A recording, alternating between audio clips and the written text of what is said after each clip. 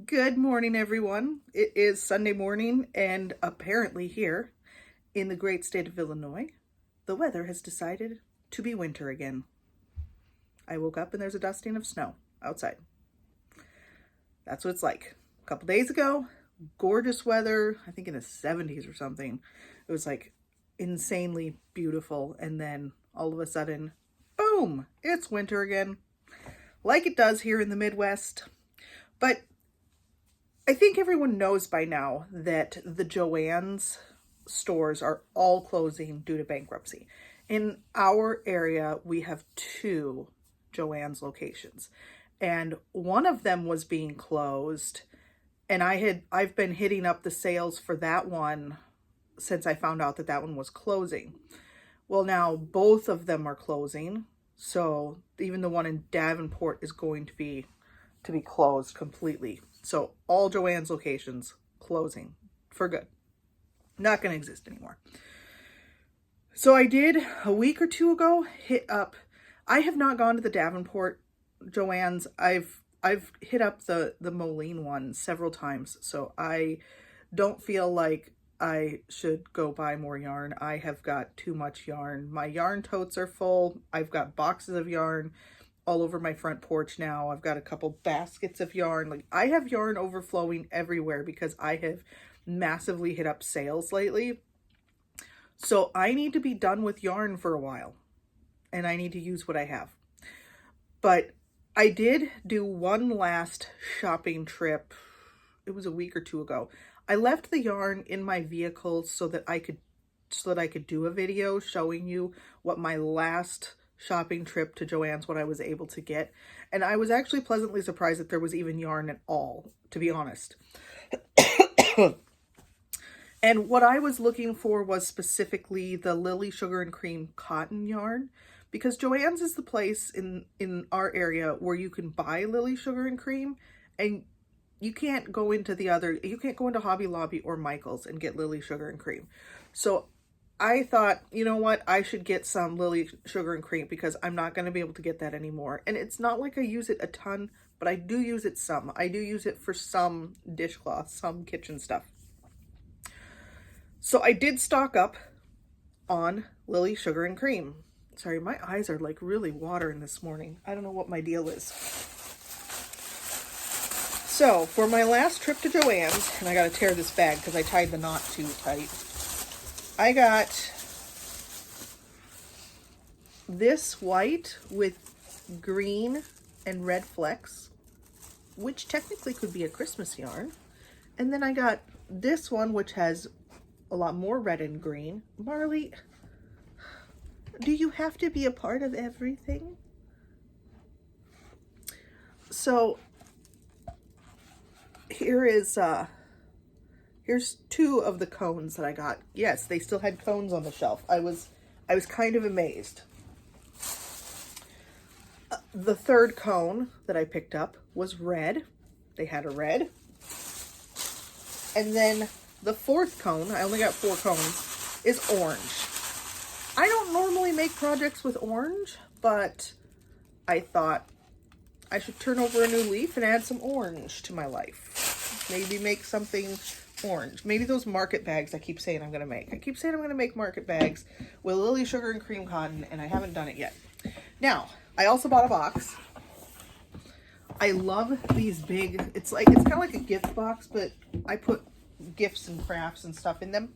So I bought a box because the Joann's locations have been low on bags. So I'll usually, the last few times I've been in there when I'm shopping, what I do is I'll buy a box of some kind also, and then part of my yarn just goes into a box. So what do we got in the box? I have 4 of this color. Does it say the name of it? It says Mod Blue. So 4 of this. And I was surprised to see blues and greens even in stock at all, to be honest. And then I got 2 marine blue. And then there was 3, and this looks like a mint green to me. it's called beach glass. There was only 3. I usually like to buy them in pairs, but there was only 3 and I wanted whatever they had. So that is my Joann's haul. It's not, I mean, it's not that big of a haul because I didn't go hog wild. I just wanted a few of the yarns that I knew that I would be able to use and that I could actually, I guess, turn out. So make something and give it away. It leaves my house. That was the whole point with that. And now I do kind of want to make myself another dish drying mat. So I may be doing that soon. Maybe. I have more projects planned than I have time to do them. And I'm supposed to be limiting how much I am using this hand to crochet. So I have to take a lot of breaks.